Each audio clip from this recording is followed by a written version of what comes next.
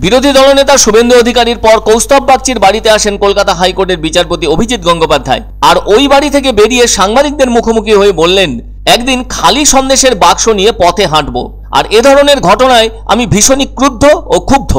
তবে আমি মুখ বন্ধ করে রেখেছি, আর ওই ধরনের ঘটনা যারা ঘটিয়েছে তারা দুর্বৃত্ত। তিনি বলেন, পার্টির কোনো ব্যাপারে মিটিং থাকতেই পারে, তবে সেটা রাত 12টার সময় কেন, বিশেষত মহিলাদেরকে ডাকা হয়। তিনি এ প্রসঙ্গে বলেন, আগেকার কথা বলতে পারবো না, আমি তো খুব বেশি দিনের ব্যাপার নই, আর আমি জ্ঞান হওয়া থেকে এরকম শুনিনি। টিভিতে শুনলাম যা বলছে যে রাতে ফোন করে ডেকে নিয়ে যাওয়া হতো, জোর করে মিটিংয়ে ডেকে নিয়ে যাওয়া হতো। তিনি এ প্রসঙ্গে তার অভিজ্ঞতার জায়গা থেকে বলেন, মিটিংয়ে অন্য রাজনৈতিক দলও তো নিয়ে যেত, সেটা জানা থাকলেও রাত্রিবেলা এভাবে কেন ডেকে নিয়ে যাওয়া হতো সেটা আমার কাছে খুব একটা পরিচিত নয় সমগ্র পশ্চিমবাংলায়। আমি ব্যক্তিগতভাবে জানাতে পারি আমি ভীষণভাবে ক্রুদ্ধ ও ক্ষুব্ধ, কিন্তু আপাতত আমি মুখ বন্ধ করে রেখেছি। এক্ষেত্রে একটা প্রশ্ন উঠে আসছে, প্রশাসন কি জানতো না এমন ঘটনা ঘটছে?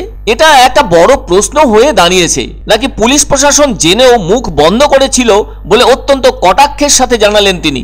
অনেকে বলে থাকেন, কলকাতা হাইকোর্টের একজন বিচারপতি হিসেবে অভিজিৎ গঙ্গোপাধ্যায় মাঝে মাঝেই সত্যি কথা বলতে গিয়ে বিরূপ সমালোচনার মুখে পড়ে যান। তবু কিন্তু সপ্রতিভ হয়ে কথাবার্তা বলেও থাকছেন তিনি।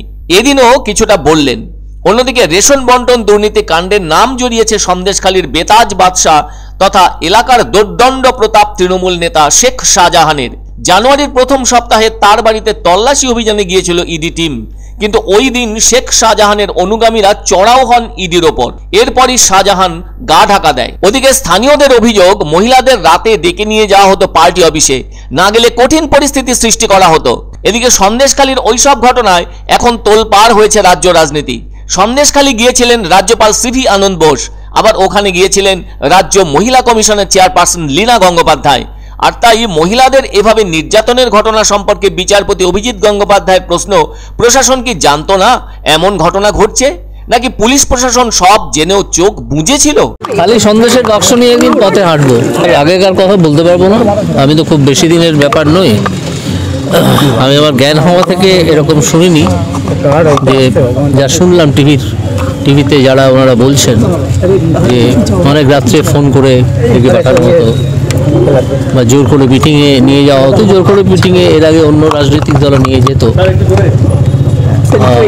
তো সেটা জানা থাকলেও কিন্তু রাত্রির বেলা ডাকা হচ্ছে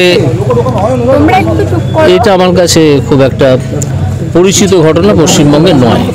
আমি ব্যক্তিগতভাবে বলতে পারি আমি অত্যন্ত ক্রুদ্ধ এবং ক্ষুব্ধ, কিন্তু আপাতত আমি মুখ বন্ধ করেই রেখেছি। করুক না, আদালত তো আছে, আদালতের কাজ তো করছে। না, সব জায়গায় তো লক্ষ্মী ভাণ্ডারের নাম করে ডেকেছে, এরকম ঘটনা কি ঘটেছে পৃথিবীতে বা ভারতের পশ্চিমবঙ্গে? সব জায়গায় সব গ্রামে রাখছে, সব মৌজায় রাখছে, এরকম তো নয়। কোনো একটা জায়গায় করেছে, যারা করেছে তারা দুর্বৃত্ত। এবং এখানে একটা প্রশ্ন যেটা উঠে আসছে অনেকের মনে, যেমন আমার মনেও, সেটা হচ্ছে প্রশাসন কি জানতো না এরকম ঘটনা ঘটছে? এটা একটা বড় প্রশ্ন হয়ে দাঁড়িয়েছে, যে প্রশাসন জানতো না নাকি পুলিশ প্রশাসন জেনেও চোখ বুজেছিল।